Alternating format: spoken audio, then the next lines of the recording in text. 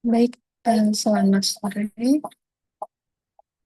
Saat ini saya akan menjelaskan hasil jawaban terkait pembahasan materi digital inovatif entrepreneurship.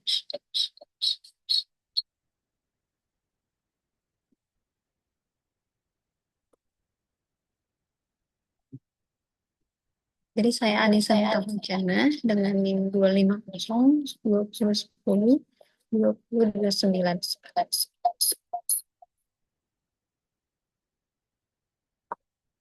Jadi saya akan menjelaskan terkait 10 tipe inovasi yang dikembangkan oleh Dozen atau saat ini bersama dengan US Monitor. 10 tipe inovasi ini merupakan kerangka kerja yang membagi 10 inovasi menjadi 3 kategori yang membantu perusahaan agar dapat mengembangkan inovasi pada setiap aspek usahanya.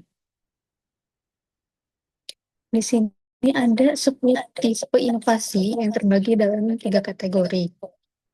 Yang pertama yaitu kategori inovasi konfigurasi, yang termasuk dalam inovasi internal yang terdiri dari profit model atau model keuntungan. Yang kedua ada network atau jaringan. Yang ketiga ada structure atau struktur. Yang keempat ada proses. Kategori yang kedua yaitu inovasi penawaran atau termasuk produk dan layanan. Ini ada dua inovasi yang termasuk dalam inovasi penawaran yaitu kinerja produk dan sistem produk. Untuk yang ketiga, kategori yang ketiga yaitu inovasi pengalaman yang berkaitan dengan pelanggan. Inovasinya diantaranya ada service atau pelayanan, channel atau saluran, brand atau merek, dan customer engagement atau eh, terkait dengan pelanggan, kepuasan pelanggan, terlibatan pelanggan. Pertama, saya akan menjelaskan terkait kategori konfigurasi. Kategori konfigurasi ini terdiri dari 4 inovasi. Yang pertama yaitu model profit atau keuntungan. Ini menjelaskan bagaimana perusahaan menemukan cara untuk menghasilkan uang atau memperoleh uang untuk perusahaan dengan mengembangkan model dengan harga baru, perluasan jaringan, dan lain-lain. Yang kedua yaitu jaringan. Ini menjelaskan bagaimana cara perusahaan meningkatkan nilai dengan menjalin kerjasama dengan orang atau pihak lain. Yang ketiga ada struktur. Ini menggambarkan cara perusahaan mengatur dan memadankan antara aset dan capability atau kemampuan maupun skill yang dimiliki perusahaan.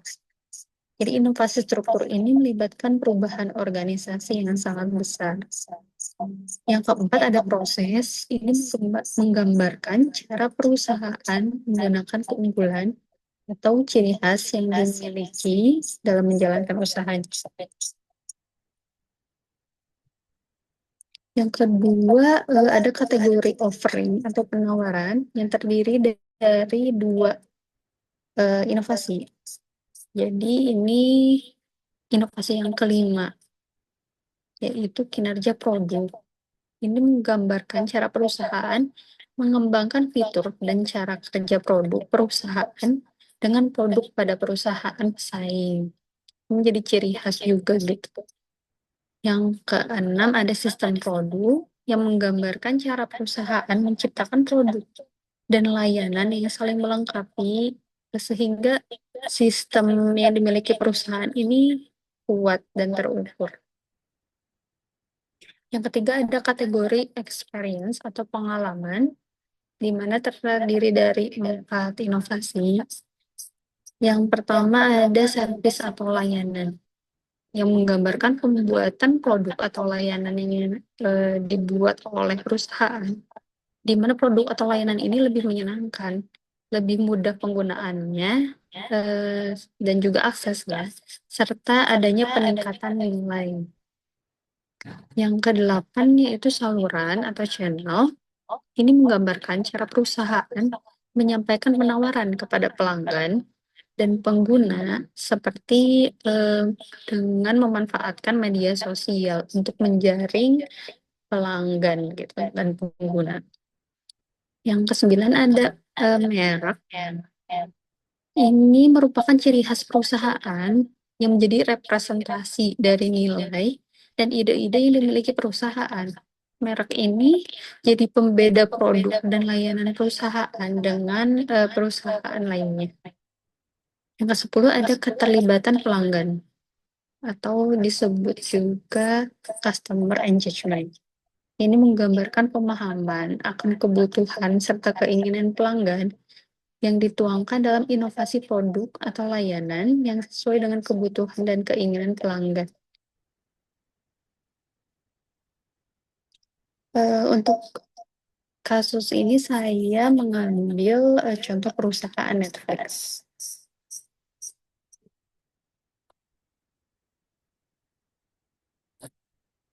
Untuk analisis yang saya dapatkan, saya menganalisis juga dengan 3 kategori yang sudah dijelaskan sebelumnya. Yang pertama, itu ada model keuntungan yang dipunyai Netflix. Yang ini digambarkan dengan adanya layanan subscription atau langganan yang mengikat pelanggan, baik untuk langganan ini dapat diambil oleh pelanggan dalam waktu bulanan ataupun tahunan. Sehingga dengan adanya subscription ini, Netflix mendapatkan uang tetap secara tidak langsung dari langganan tersebut. Yang kedua ada jaringan. Jaringan yang dimiliki Netflix ini dengan melakukan kerjasama dengan produsen perangkat seperti Smart TV dan vendor layanan internet, sehingga pelanggan yang memiliki perangkat dengan fasilitas tersebut dapat menikmati Netflix. Yang ketiga ada struktur Netflix ini digambarkan dengan budaya Netflix yang memiliki jargon gitu kayak people over process. Ini menggambarkan bahwa Netflix ini mementingkan kepuasan pelanggan. Hal ini juga ditunjukkan dengan profesionalisme yang tinggi. Transparansi dengan adanya feedback dan kemampuan adaptasi yang cepat sehingga Netflix memiliki keunggulan kompetitif di antara para pesaing. Yang keempat ada proses. Proses yang dijalankan oleh Netflix ini digambarkan dengan penggunaan A/B testing yang merupakan perbandingan dua versi fitur dan analisis data yang membantu Netflix dalam pengembangan berbagai fitur dan konten sehingga lebih diminati baik oleh pelanggan maupun pelanggan maupun penggunanya. Yang kedua itu ada kategori offering atau penawaran yang terdiri dari inovasi kinerja produk Netflix ini digambarkan dengan penawaran akses integrasi di mana pengguna dapat menggunakan Netflix di TV maupun laptop ataupun smartphone. Selain itu juga Netflix memiliki fitur download video, di mana video yang sudah di-download ini dapat diakses secara offline. Yang keenam ada sistem produk yang dimiliki Netflix.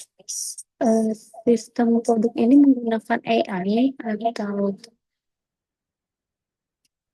dengan penggunaan AI untuk pengumpulan algoritma yang menayangkan riwayat tontonan, rating, juga pencarian, sehingga akan muncul rekomendasi konten yang relevan dari pengguna terkait. Selain itu juga adanya penggabungan antara layanan streaming dan produksi Netflix original yang diproduksi atau hak miliknya ini dimiliki oleh Netflix. Yang ketiga ada kategori experience atau pengalaman. yang terdiri dari inovasi. Yang pertama ada service atau layanan yang diberikan Netflix.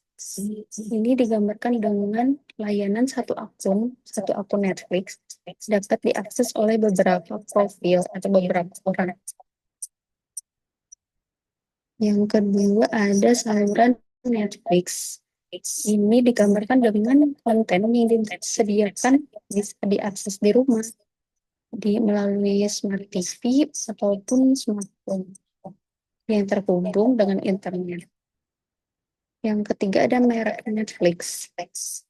Merek Netflix ini cukup diketahui banyak orang karena Netflix mempunyai nilai dengan adanya konten Netflix original yang beragam. Isinya itu menarik juga dan mencerminkan nilai yang jadi ciri khas Netflix. Yang keempat ada keterlibatan pelanggan, di mana digambarkan dengan fitur putar otomatis atau sehingga mendorong pelanggan ini untuk menonton tayangan selanjutnya. Jadi adanya fitur ini juga membantu engagement terhadap Netflix. Selain itu juga Netflix mempunyai fitur menyukai ataupun tidak menyukai tayangan. Ini tuh dapat menjadi bahan evaluasi bagi Netflix untuk memperbaiki atau memahami juga kebutuhan maupun keinginan pelanggan. Jadi dapat saya simpulkan, Netflix ini telah berhasil menerapkan 10 tipe inovasi yang dikembangkan oleh Blueprint Group yang menciptakan keunggulan positif di antara para pesaing.